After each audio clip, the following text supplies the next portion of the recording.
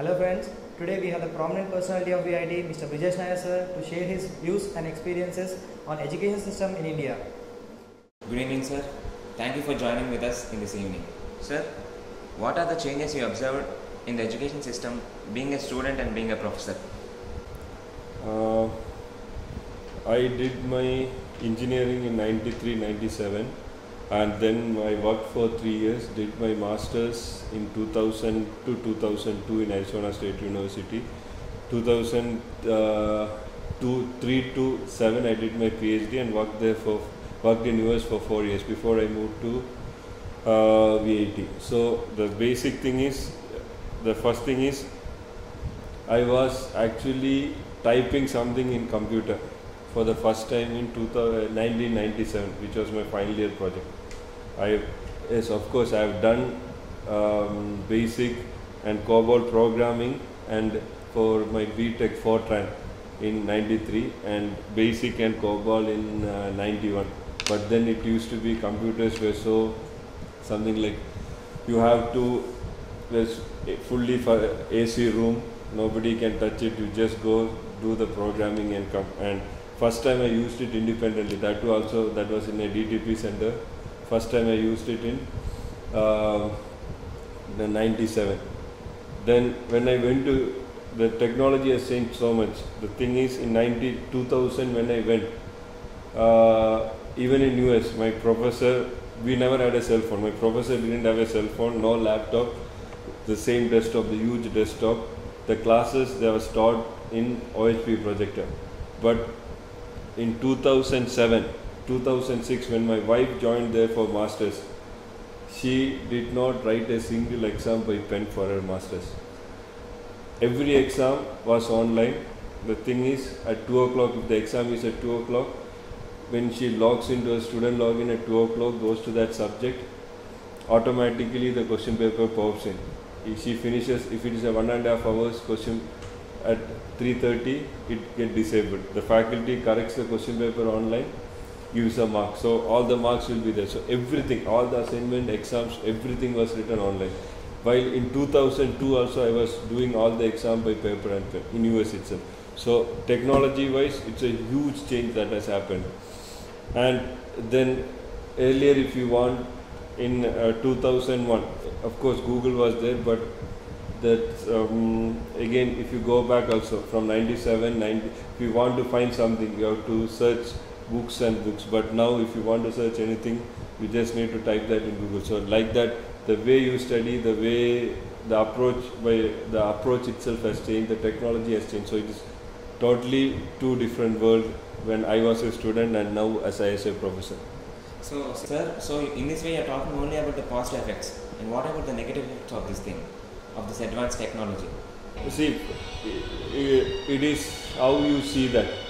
Why? Because anything in excess can be negative also. But I think it has got more positives than negative if you take the entire thing.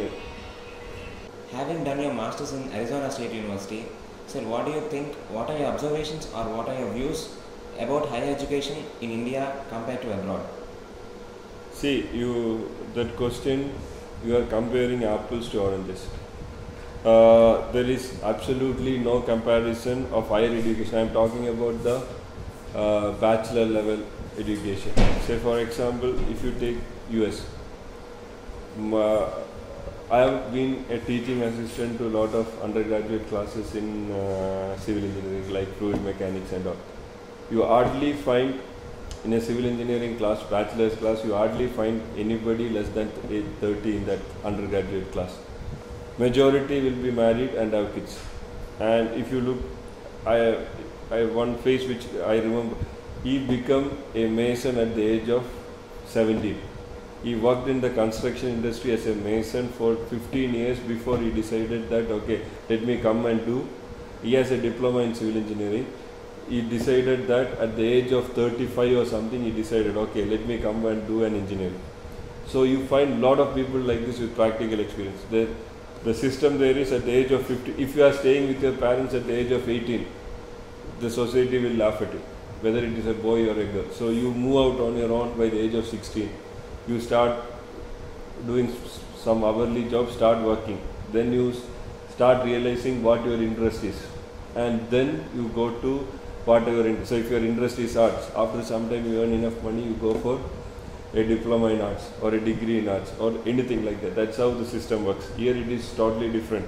When you are born itself, you are asked, okay, you need to become an engineer or a doctor. And I have gone in India after coming here, a lot of job fairs, career fairs through VIT and on my own.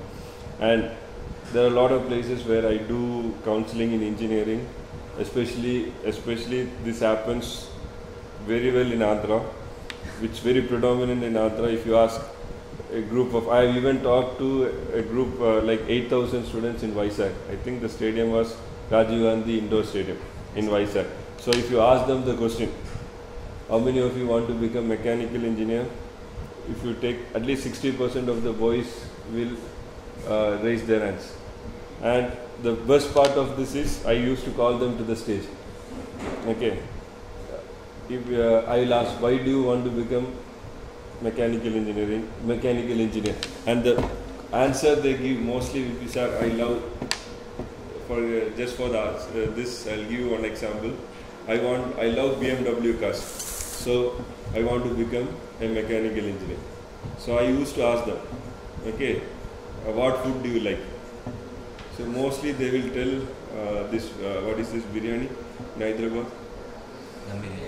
No.